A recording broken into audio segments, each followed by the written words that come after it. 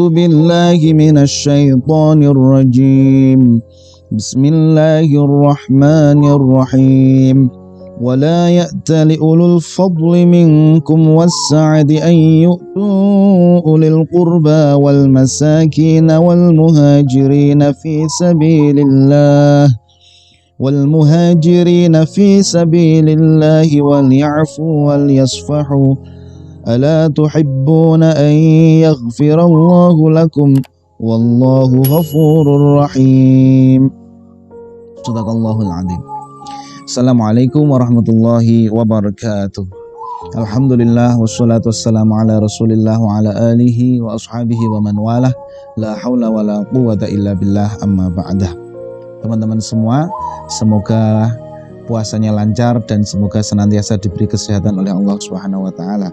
Kita kembali lagi di Zahratul Fatah Channel. Pada kesempatan saat ini saya akan membahas tentang memberi maaf pada orang lain yang melakukan kesalahan kepada kita. Ayat yang saya baca tadi adalah Quran Surat An-Nur ayat 22 yang artinya, dan janganlah orang-orang yang mempunyai kelebihan dan kelapangan di antara kamu bersumpah bahwa mereka tidak akan memberi bantuan kepada kerabatnya, yaitu orang-orang miskin dan orang-orang yang berhijrah di jalan Allah, dan hendaklah mereka memaafkan dan berlapang dada. Apakah kamu tidak suka bahwa Allah mengampunimu dan Allah Maha Pengampun lagi Maha Penyayang? Ayat ini turun berkaitan dengan peristiwa Hadithul Ifki, yaitu peristiwa di mana istri Nabi Sayyidah Aisyah itu difitnah oleh orang-orang munafik bahwa istri Nabi itu melakukan serong atau melakukan selingkuh. Lah, kita tahu bahwa Sayyidah Aisyah, istri Nabi ini adalah putri dari sahabat Abu Bakar As-Siddiq. Sahabat Abu Bakar As-Siddiq ini dia memiliki seseorang yang dia jamin. Jadi ada seseorang keluarga orang miskin yang dijamin oleh Abu Bakar, dijamin diberi makan mungkin setiap minggu atau setiap bulan, diberi makan atau diberi uang oleh Abu Bakar As-Siddiq. Lah, orang yang dijamin oleh Abu Bakar ini ternyata dia itu ikut berkomentar terhadap peristiwa yang menimpa Sayyidah Aisyah. Dia ikut menyebarkan hoax, menyebarkan berita bahwa Aisyah itu melakukan serong begitu. Itu kan menyakiti Abu Bakar As-Siddiq. Kamu itu gimana? Sudah saya jamin, saya kasih uang, saya kasih makan, kok malah kamu ikut-ikutan menyebarkan berita tidak enak itu tentang putri saya, yaitu Aisyah tadi. Sampai akhirnya Abu Bakar itu bersumpah, aku bersumpah tidak akan lagi memberi makan kamu. Kamu sudah tak kasih uang, tak kasih makan, malah menyakiti keluargaku, kan seperti itu. Lah kemudian desas-desus tentang Hadithul Ifki, cerita di mana Aisyah itu dituduh serong itu sudah diklarifikasi langsung melalui Al-Quran, yang intinya bahwa berita itu bohong, bahwa Aisyah itu selingkuh itu bohong.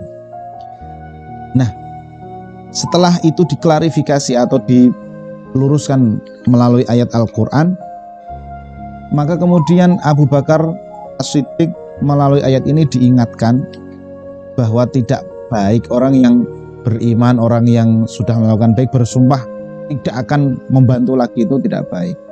Sebaiknya memaafkan, kan seperti itu. Lah karena Abu Bakar adalah santri Nabi, di mana sahabat yang paling dekat dengan Nabi, yang sangat hubungannya dengan Nabi itu sangat dekat, tidak hanya sahabat tapi sekaligus Abu Bakar itu adalah menantu Nabi, maka orang yang bisa mempraktekkan ajaran Quran dan ajaran Nabi, salah satunya ya Abu Bakar As-Siddiq. Dan Abu Bakar As-Siddiq memberikan maaf kepada orang tersebut dan kemudian dilanjutkan lagi memberikan sedekah lagi. Tentu ini bukan hal yang mudah bagi kita ya, memaafkan orang yang sudah melakukan kesalahan dengan kita. Dan yang berat lagi, yang melakukan kesalahan itu adalah orang yang kita tanggung hidupnya, itu kan berat juga itu. Tetapi dan melalui ayat ini Abu Bakar mengajarkan kepada kita bahwa ajaran agama harus diutamakan atas perasaan. Perasaannya sebenarnya mangkal, tetapi ajaran agama menuntun dan menyarankan untuk memaafkan, maka Abu Bakar memaafkan. Teman-teman semua yang dirahmati Allah Subhanahu wa taala, ya Abu Bakar adalah santri Nabi. Kalau Abu Bakar saja bisa begitu, tentu Nabi adalah contoh yang lebih hebat lagi. Suatu saat Kanjeng Nabi itu ditanya oleh salah satu istri Nabi, kalau nggak salah Sayyidah Aisyah, ditanya, "Hai Rasulullah, dalam masa engkau menjadi Nabi dan selama engkau hidup di dunia ini, kapan waktu paling berat bagi kamu, bagi Anda wahai Rasulullah? Masa yang paling membuat Anda sedih, membuat Anda susah itu kapan?" Nabi menjawab, yang paling membuat saya sedih adalah masa-masa di mana aku terusir dari kota Taif. Kita tahu ada Amul Huzni atau tahun kesedihan di mana Nabi itu kehilangan pamannya Abu Thalib meninggal dunia, kehilangan istrinya Sayyidah Khadijah yang merupakan pendukung utama dakwah Nabi. Kemudian dakwah Islam seperti sangat sulit di Mekah, orang kafir semakin agresif dalam menentang Nabi. Itu tahun-tahun yang sangat berat bagi Nabi, makanya disebut Amul Huzni, tahun kesedihan. Setelah itu Nabi bersama anak angkatnya Zaid bin Harisah menuju ke kota Taif. Sampai di kota Taif, Nabi tinggal beberapa hari, kemudian mengajak pemimpin kota Taif untuk beriman.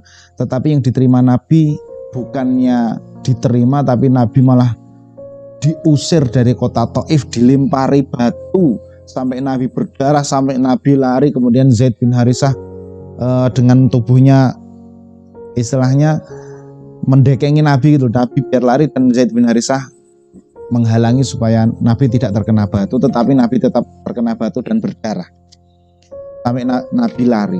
Itu bagi Nabi adalah masa paling sedih yang beliau alami, seperti itu. Jadi seolah-olah dakwah Islam ini akan gagal, seolah-olah seperti itu. Di saat seperti itu kemudian datang Malakul Jibal, malaikat penjaga gunung, yang menawarkan kepada Nabi Muhammad, "Wahai Nabi Muhammad, kami sudah tahu apa yang dikatakan kaummu kepadamu, kami sudah tahu apa yang dilakukan kaummu kepadamu. Karena itu ibarat kata kamu jenengan tinggal pilih gunung mana yang kau tunjuk, akan saya angkat dan akan saya timpakan kepada orang-orang Taif yang sudah menyakiti engkau." Teman-teman semua yang dirahmati oleh Allah Subhanahu wa taala, kalau kita disakiti oleh orang atau sekelompok orang, kita membalas tidak berani, ataupun kalau kita balas kita pasti yang kalah. Kemudian ada orang lain yang bersedia mau membalaskan dan pasti menang, tentu kita ya lakukan. Saya sangat sakit hati ini. Tetapi Kanjeng Nabi Muhammad Shallallahu Alaihi Wasallam, beliau adalah uswatun hasanah yang paling paripurna. Beliau mengajarkan akhlak yang luar biasa. Ketika malaikat penjaga gunung menawarkan akan menimpakan gunung kepada orang Taif itu, Nabi tidak mengiyakan. Nabi mengeluarkan sebuah kata-kata yang penuh optimisme. Bal arju an yakhruju min aslabihim man ya'budullaha wahdahu la yusyriku bihi syai'a. Jangan, bahkan saya berharap supaya akan keluar dari aslabihim, dari keturunan-keturunan orang Taif itu, man ya'budullaha, orang-orang yang menyembah Allah wahdahu, yang mengesahkan Allah, la yusyriku bihi syai'a, yang tidak menyekutukan Allah. Artinya Nabi dengan akhlak yang sangat mulia itu, beliau memberikan maaf setulusnya kepada orang Taif, dan beliau berharap agar orang Taif menjadi orang yang baik, menjadi orang yang masuk Islam. Tentu sekali lagi ini akhlak yang tidak mudah ya. Kita ada orang yang menyakiti kita, kok kita berharap agar dia itu menjadi orang baik, agar dia itu mendapatkan keberuntungan, itu kan sulit sekali. Umumnya ya kalau ada orang menyakiti kita, kita berharap dia celaka atau dia kewalat sama saya. Tetapi akhlak Nabi Muhammad SAW begitu mempesona dan mengajarkan kepada kita tentang arti penting sebuah memaafkan. Sekali lagi, ini tidak mudah, tetapi perlu kita contoh dari akhlak Nabi Muhammad SAW. Teman-teman semua yang dirahmati oleh Allah Subhanahu wa taala, Kanjeng Nabi itu adalah sosok yang tidak pernah melukai orang lain dengan tangan beliau sendiri. Beliau adalah sosok yang tidak pernah memukul orang lain secara langsung atau bahkan mungkin memukul istrinya, tidak pernah. Lah, kemudian apakah Nabi tidak pernah marah? Tentu saja Nabi pernah marah. Tetapi amarah Nabi itu hanya untuk sesuatu yang berkaitan dengan agama. Artinya kalau orang melanggar agama atau sebuah masyarakat melanggar aturan agama, maka Nabi akan marah. Tetapi kalau Nabi disakiti dengan urusan beliau pribadi, misalnya Nabi dicaci, Nabi dipukul, Nabi dilempari batu, Nabi tidak akan pernah marah. Itulah yang tidak akan mungkin pernah kita bisa meniru Nabi. Tetapi sekali lagi, akhlak mulia itu harus berusaha untuk kita contoh, memaafkan. Karena sebuah hubungan persaudaraan atau hubungan silaturahmi yang tadinya memanas, saling kenceng, itu kadang solusinya itu cuma memaafkan itu tadi. Kalau dicari siapa yang benar, siapa yang salah, siapa yang benar, siapa yang salah, maka pertengkaran, pertikaian itu sulit sekali untuk disatukan, sulit sekali untuk diredam. Satu-satunya yang bisa menyelesaikan itu adalah memaafkan. Satu-satunya yang bisa menyelesaikan pertikaian itu adalah memaaf. Teman-teman semua yang dirahmati oleh Allah Subhanahu wa taala, demikian video singkat yang dapat saya sampaikan tentang pentingnya memaafkan, bahwa kita mengaku umatnya Nabi, mari kita berusaha untuk meniru akhlak Nabi Muhammad SAW, yaitu memaafkan. Semoga ada manfaatnya.